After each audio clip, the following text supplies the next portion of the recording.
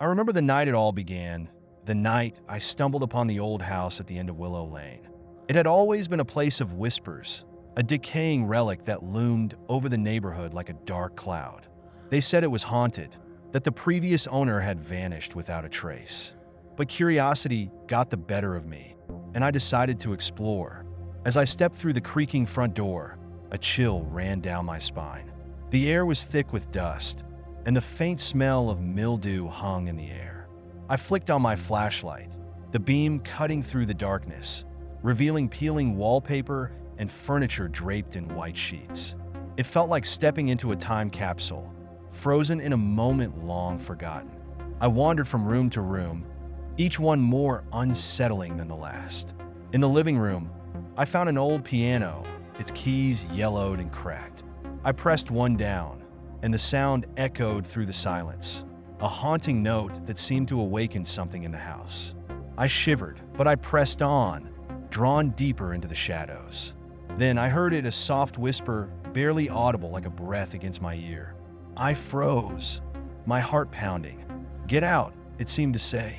I turned, but there was no one there, just the empty hallways stretching into darkness.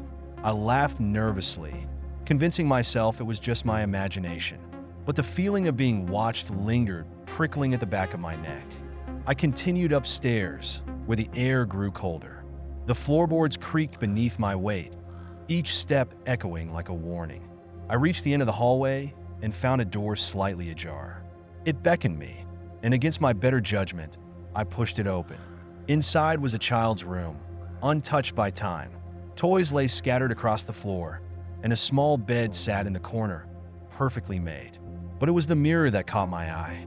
It was ornate, framed in dark wood, and as I approached, I felt an inexplicable pull.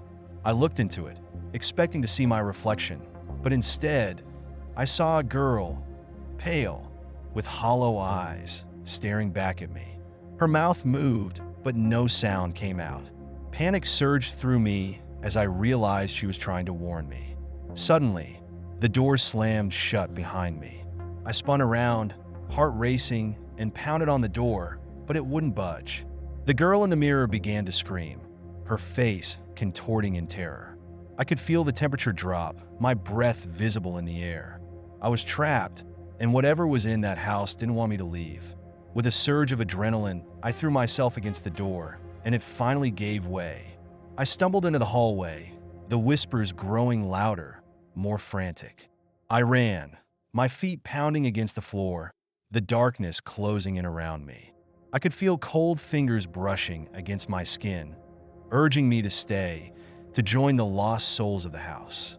I burst through the front door, gasping for air, and didn't stop running until I reached the safety of the streetlights. I turned back, heart racing, and saw the house standing silent, as if nothing had happened. But I knew better. I could still hear the whispers, still feel the chill. I never went back to that house, but sometimes, late at night, I can still hear the girl's voice calling to me, echoing in the dark.